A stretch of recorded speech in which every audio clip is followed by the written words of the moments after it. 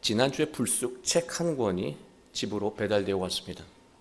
책을 열어보니까 전에 섬기던 교회 권사님이 쓰신 수필집이었습니다. 이 한영자 권사님이라는 분이신데, 권사님의 원래 직업은 안과 전문의입니다. 권사님은 제가 지도하던 성경 공부반에서 오랜 기간 함께 성경 공부를 하셨던 분이었습니다. 그게 인연이 되어 권사님은 지금도 우리 어머니의 눈을 치료해 주시고 어머니와 친구처럼 지내고 계십니다. 저에게 참 고마운 분이십니다. 권사님은 신앙과 인품이 매우 훌륭하셔요. 그래서 교인들에게 많은 존경을 받는 분입니다. 권사님은 글 쓰는 능력도 뛰어나시지만 음악과 그림에 대해서 평론을 하실 만큼 조예가 깊으신 분이었습니다. 말 그대로 팔방 미인이셨습니다. 권사님이 쓰신 글의 내용을 보니까 매우 흥미로웠습니다. 그 이유는 일반 사람들이 평범하게 경험할 수 없는 안과 의사의 이야기였기 때문입니다. 예를 들어서 이런 내용이 있어요. 환자 가운데 한쪽 눈을 실명해서 적출을 한 거예요. 움푹 파이게 되겠죠. 그래서 의안을 넣고 살아가고 있는데 가족들은 이 사실을 아무도 모릅니다. 항상 새벽에 혼자 일찍 일어나서 눈을 세척하고 의안을 끼는 일을 반복해 왔는데 우연히 새벽에 일어난 아이가 그 광경을 보게 됩니다. 그리고 아이가 하는 말이, 엄마, 어떻게 눈을 뺐다 넣었다 할 수 있어? 그런 말을 했다라고 하는 것이죠. 권사님은 이처럼 쉽게 접할 수 없는 이야기들을 따뜻한 시선으로 담담하게 적어 내려가셨습니다. 그러나 저에게 인상적이었던 글은요, 제목이 이런 제목이에요. 내 눈을 뽑아주세요. 내 눈을 뽑아주세요. 라는 글이 참 인상적이었습니다. 어느 날 젊고 건장한 청년이 시력이 저하되는 포도막염을 치료하기 위해서 권사님을 찾아왔습니다. 청년은 계속된 치료에도 호전되지가 않자 전신 검사를 받게 되는데요. 청년은 배체뜨병이라고 하는 것을 앓고 있었습니다. 이 배체뜨병이라고 하는 것은 면역 체계에 이상이 생겨서 수시로 염증을 일으키고 나중엔 합병증으로 이어지는 무서운 병이었습니다. 청년은 호전과 재발을 반복하면서 점점 시력을 잃어갔습니다. 청년과 가족은 어떻게든 그 시력을 회복하기 위해서 의료기술이 발달한 일본으로도 찾아가서 치료를 하는데 전념을 다했습니다. 그러나 그 모든 노력이 다 허사였습니다. 결국 다시 한국으로 돌아왔는데요. 심한 통증과 녹내장까지 겹치면서 상황은 더욱 악화되었습니다. 청년은 권사님에게 찾아와 어렵게 말을 꺼냈습니다. 내 눈을 뽑아주세요. 보는 것도 중요하지만 삶에 고통을 주는 눈이라면 뽑아달라는 거예요. 세상에 이런 절박한 말이 또 있을까 하는 마음이 들었습니다. 저는 이 글을 읽다가 지금까지 이해하지 못했던, 제대로 깨닫지 못했던 예수님의 말씀이 떠올랐습니다. 그 말씀이 마태복음 18장 9절 말씀인데요. 만일 내 눈이 너를 범죄하게 하거든 빼어내어 버리라. 한 눈으로 영생에 들어가는 것이 두 눈을 가지고 지옥불에 던져지는 것보다 나으니라. 저는 예수님이 무엇인가 화가 나셔서 강하게 비유하신 말씀이라고 생각해 왔습니다. 그러나 권사님의 글을 읽으면서 예수님이 화가 나서 하신 말씀이 아니라 청년의 마음처럼 절박한 마음으로 우리에게 하신 말씀이구나라고 하는 것을 깨달았어요.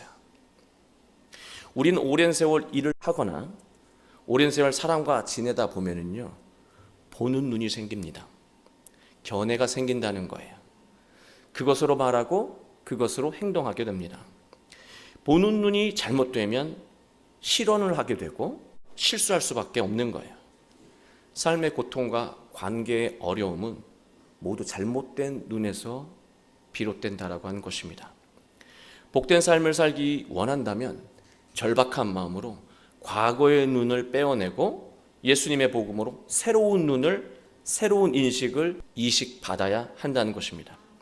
우리 모두 오늘 말씀을 통해서 지금까지 우리에게 고통을 안긴 눈을 빼어내어 버리고 예수님이 주신 새로운 눈으로 감동 가득한 인생을 살아가게 되길 주님의 이름으로 축원합니다. 오늘 말씀을 보면 예수님을 통해 새로운 눈을 갖게 된 두 사람이 등장합니다. 사울과 아나니아입니다. 먼저 사울이라는 사람을 소개해드리면 그는 이런 환경에서 자랐습니다. 최고의 율법 스승인 가말리엘의 제자였고 유대인이었고 로마 시민이었고 철학적 지식이 깊었고 또 변론가로서 탁월한 능력을 가진 사람이었습니다. 이 정도가 되면 세상을 보는 눈, 그 식견이 있다고 자부해도 과언이 아니에요. 사울에 비친 예수님과 그리스도인들은요, 율법 사회를 파괴하는 하나님에게 심판받아 마땅한 범죄자들이었습니다. 사울은 그리스도인들을 잡아들이고 감옥에 가두는 것이 하나님이 자신에게 주신 소명이라고 믿었습니다. 그러던 어느 날 평소처럼 그리스도인을 잡으러 가다가 다메섹에서 예수님을 만나고 시력을 잃게 됩니다. 이 사건은 중요한 상징적인 의미를 담고 있습니다. 사울은 예수님을 만나면서 지금까지 세상을 바라보던 자신의 눈, 자신의 견해가 잘못되었음을 깨달은 거예요. 확신으로 가득 찼던 지금까지의 삶이 철저하게 무너지는 순간이었습니다. 성경은 직접 말하고 있지 않지만요, 바울의 증언을 보면 바울은 예수님을 만나기 전부터 이미 율법으로 세상을 이해하고 사람을 판단하는 것에 대해 회의를 느끼고 있었습니다. 사울이 예수님의 음성을 듣자마자 뭐라고 예수님을 부릅니까? 주여 누구시니까? 예수님은 원수 아니었습니까? 예수님의 음성을 듣고 예수님이라고 하는 생각이 들었을 때 주여라고, 주님이라고 부르고 있습니다. 무의식적인 거예요. 그의 깊은 내면에 이미 예수님이 주님으로 자리하고 있었던 거예요. 어떻게 이런 일이 가능할 수 있었을까? 사도행전 26장 14절을 보면 이와 똑같은 다메섹 이야기를 설명하는데요. 사울아, 사울아, 네가 어찌하여 나를 박해하느냐? 가시체를 뒷발질하기가 내게 고생이니라. 지금 네가 살고 있는 모습이 가시체를 뒷발질하는 것과 똑같다라고 하는 거예요. 너는 율법으로 최선을 다해 살아가지만 의로운 삶, 올바른 삶이 아니라 너에게 고통만 안기는 삶이라고 예수님은 이미 알고 있으셨다라고 하는 것입니다. 자기가 율법으로 살려고 했을 때마다 괴로워했음을 예수님은 이미 알고 계셨다는 말입니다. 또 사울은 어떤 사람입니까? 논리적으로 뛰어나고 현명한 사람이었습니다. 누군가를 그냥 감정적으로 괴롭히는 사람이 아니에요. 예수가 대체 어떤 사람이기에 이들이 이렇게 따라다니고 이런 행동을 할까? 이런 반율법적인 행동을 할까? 분명 예수님에 대해서 분석했을 거예요. 연구했을 거예요. 들었을 거예요. 비판거리를 찾기 위해서 끊임없이 연구했을 것입니다. 그런데 어떻게 되는 것인지 예수님을 연구하고 또 들을 때마다 그리스도인들을 괴롭힐 때마다 그들의 반응을 통해서 자기가 잘못된 것을 더 선명하게 느끼게 된 거예요. 정말 아이러니한 것이죠. 괴롭히면 괴롭힐수록 예수님을 미워하면 미워할수록 더욱더 예수님을 주님으로 깨닫게 된 것입니다. 사울은 누구보다 철저하게 율법으로 사는 자신을 의롭게 여겼지만 자기가 하는 일을 돌아보면 사람들을 괴롭히고 사람들의 눈에 눈물을 흘리게 하는 일뿐이었다라고 하는 것이죠. 회의가 안 될 수가 없는 거예요. 그런 상황이 지속되다가 예수님을 직접 만나면서 사울은 한순간에 무너진 것입니다. 우린 여기서 중요한 사실 하나를 배우게 됩니다. 사람은 견해가 잘못된 것을 알아도요, 자기 눈이 잘못된 것을 알아도 절대 쉽게 바꾸지 않는다라고 하는 것입니다. 멀리 예를 들 필요도 없이 제 예를 잠시 말씀을 드리면, 제가 아이들을 교육할 때 제일 무서워하는 말이 있습니다. 아이들에게 들었을 때 가장 찔리는 말이 있어요. 그게 무슨 말이냐면, 아빠, 왜 말이 달라? 왜 예전에 했던 말과 다르게 말해? 이 말을 들으면 매우 불쾌하면서도 아무 말도 할 수 없다라고 하는 거예요.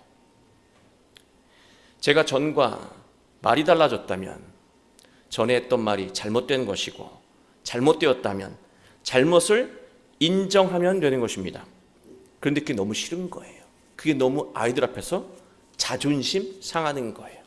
그래서 더 화를 냅니다. 그러나 이러한 행동들은 어리석은 행동이죠. 아이들에게도 보이는 것을 아니라고 우기고 있는 모습이기 때문입니다. 미국의 지도자들이 제일 존경하는 자국의 철학자가요, 랄프 waldo 에머슨이라고 하는 철학자입니다. 그가 이런 말을 했습니다. 세상을 안다고 자부하는 사람들의 골칫거리는 바로 일관성이다. 일관성은 바로 과거에 자신이 행한 말이나 행동에 대한 숭상이다. 이 말을 쉽게 정리하면 똑똑한 체 하는 사람이라면 누구나 걸리는 병이 일관성이라고 하는 병이라고 하는 거예요. 예전에 했던 말을 바꾸지 않고 틀렸다는 것을 알아도 끝까지 우기는 게 똑똑한 체 하는 사람들이 가지고 있는 병이라고 하는 것이죠. 그 병에 걸리게 되면 새로운 삶으로, 변화된 삶으로 나아가지 못한다라고 하는 거예요. 자기에게 손해라고 하는 거예요. 그러나 무엇보다 이 병이 심각한 것은요, 하나님이 아니라 자신을 숭배하는 병이기 때문입니다. 우리는 자기 눈을 뽑아달라고 말했던 청년의 마음처럼 절박한 심정으로 지금까지 우리의 삶을 불행하게 만들어온 잘못된 눈, 잘못된 인식을 예수님에게 치료해달라고 기도해야 하는 것입니다. 그게 바로 내 삶을 복되게 하는 길이에요. 내 관계를 회복시키는 길이에요. 사울은 예수님을 만난 후에 심판을 받아야 할 대상은 예수와 그를 따르는 무리들이 아니라 바로 자기 자신인 것을 깨닫게 된 것입니다. 그래서 무너진 거예요. 사울은 지금까지 자신의 삶을 부정당한 것입니다. 사울의 고통이 얼마나 심했는지 사흘 동안 먹지도 마시지도 못했다고 성경은 기록하고 있습니다. 그러나 자기 부정으로 겪게 되는 고통은요, 나쁜 것이 아니에요. 이것은 바로 회복의 전조 증세라고 하는 것입니다. 바로 여기서 이 고통을 통해서, 자기 부정의 고통을 통해서 사람은 치유와 회복을 이루게 되고 능력을 발휘하기 시작한다라고 하는 것입니다. 바로 이 시점에서 예수님은 사울을 회복하기 위해 아나니아를 부르셨습니다. 예수님은 아나니아에게 부른 이유를 설명합니다. 그게 11절, 12절 말씀인데요. 11절을 보시면 주께서 이르시되 일어나 집 가러 하는 거리로 가서 유다의 집에서 5사람 사울이라 하는 사람을 찾으라. 그가 기도하는 중이니라. 12절 그가 아나니아라는 사람이 들어와서 자기에게 안수하여 다시 보게 하는 것을 보았느니라 하시거늘. 환상을 통해서 본 것이죠. 기도하는 중에. 여러분, 집 가라 하는 곳에서 지금 머물고 있다라고 했는데요, 제가 이 장소를 한번 가봤거든요. 정말로 직선으로 되어 있습니다. 그 당시에 어떻게 이렇게 길을 만들었을까 할 정도로 직선이에요. 유두스, 이 길은요 고든 길이라고 하는 뜻이에요.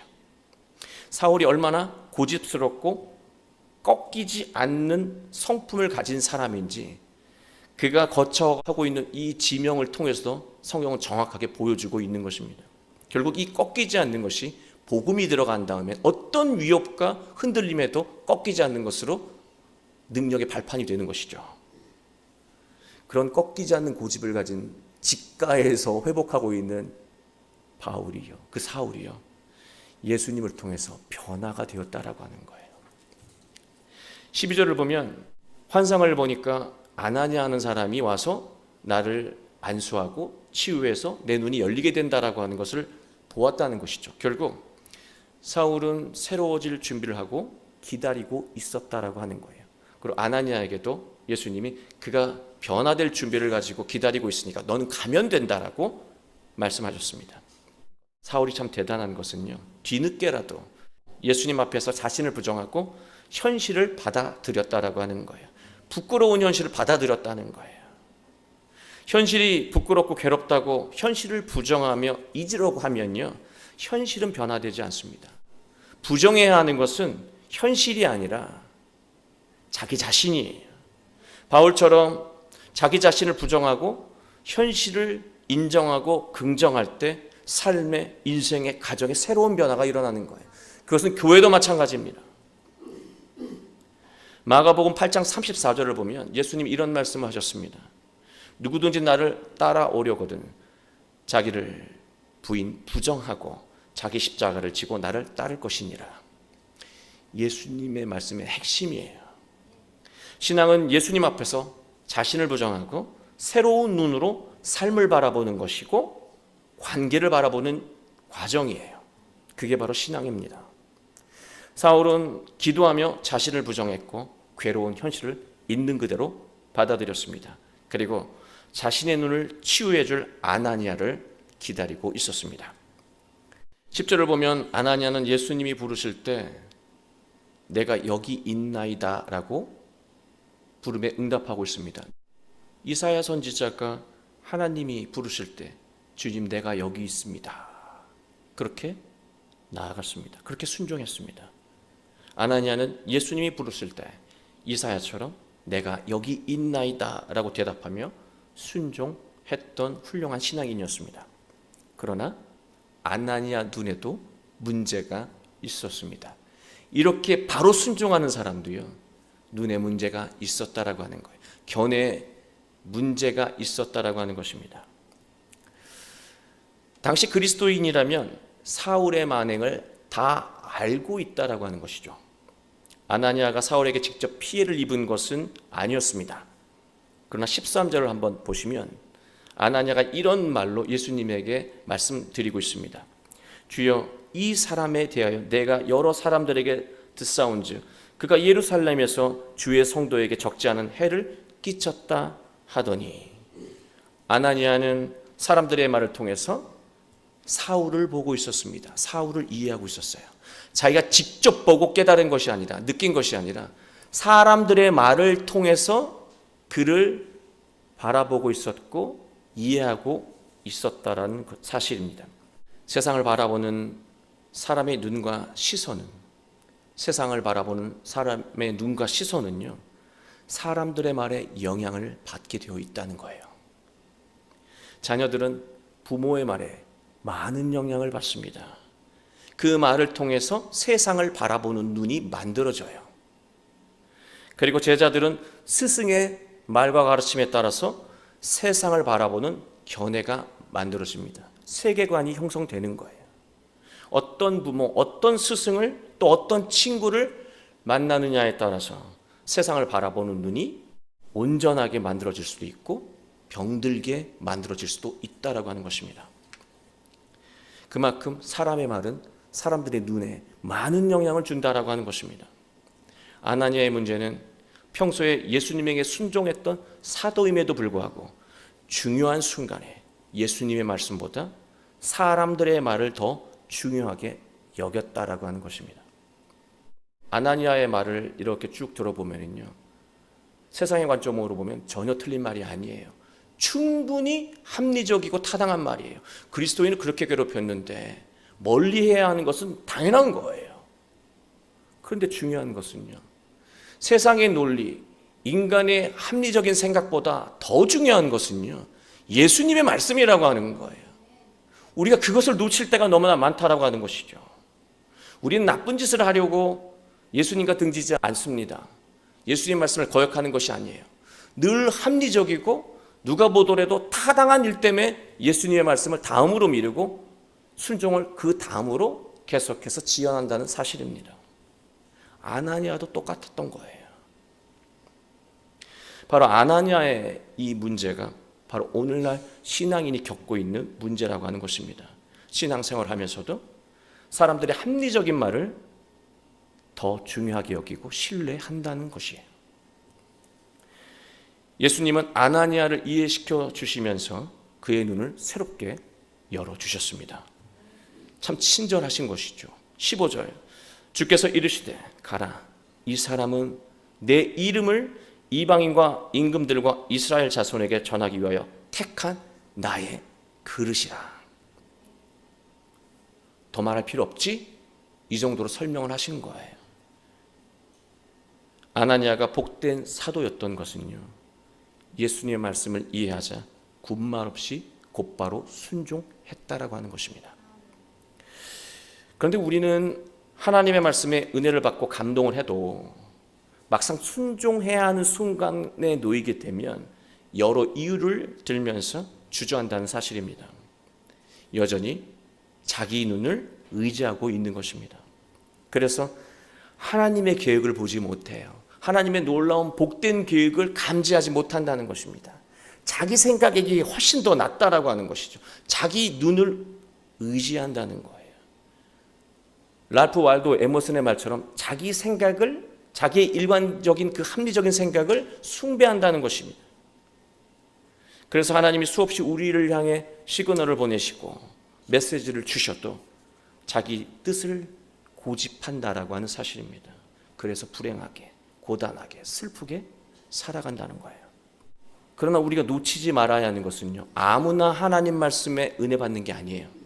아무나 하나님 말씀에 감동하는 것이 아닙니다. 은혜를 받았다면, 감동했다면 우리는 능력도 있다라고 하는 것을 꼭 기억하시기 바랍니다. 그래서 순종해서 그 능력을 꼭 삶을 통해서 실현하게 되길 간절히 바랍니다.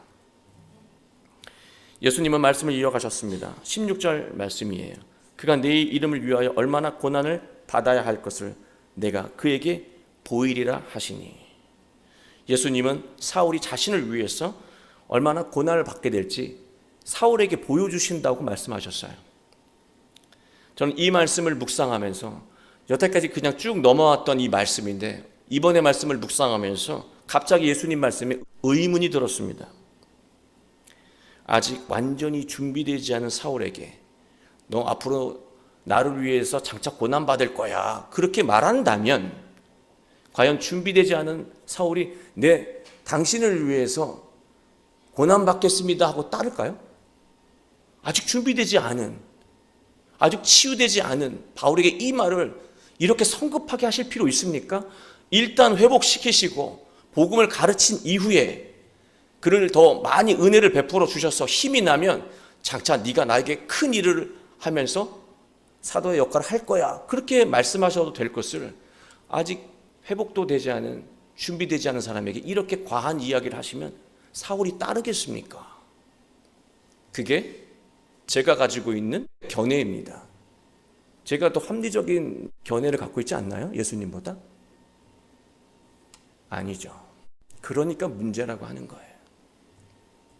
17절을 볼까요?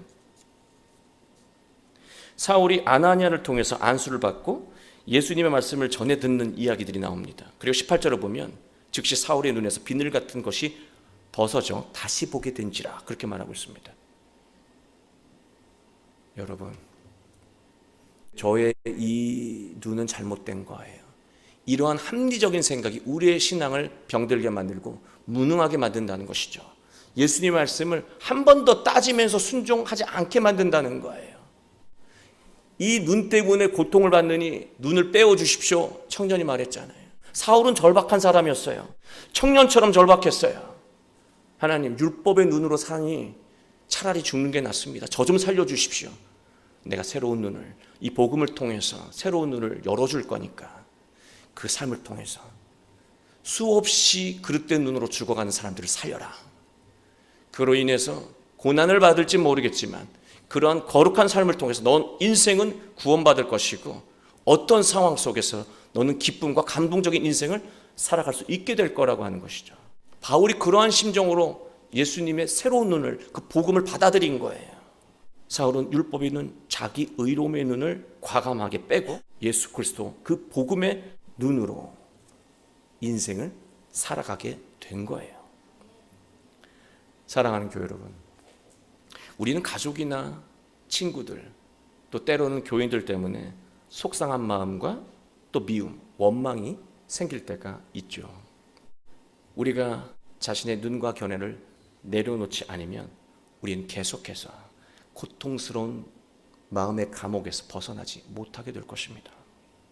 또 우리가 자신에게 주어진 일을 괴롭고 피곤한 일이라고만 생각한다면 삶은 불만이 가득하고 불행해질 것입니다.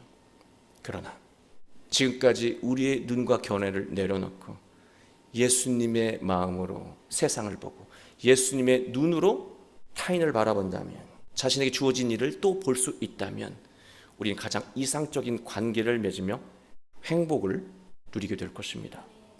또 일의 복된 의미를 깨닫고 즐거움으로 일하며 질이 높은 인생의 열매를 맺게 될 것입니다. 우리 모두 예수님의 말씀을 통해 언제나 예수님의 눈으로 세상을 바라보며 또 가족을 바라보며 타인을 바라보며 사랑하고 또 일하며 바울처럼 아나니아처럼 감동적인 인생을 살아가게 되길 주 예수 그리스도의 이름으로 축원합니다.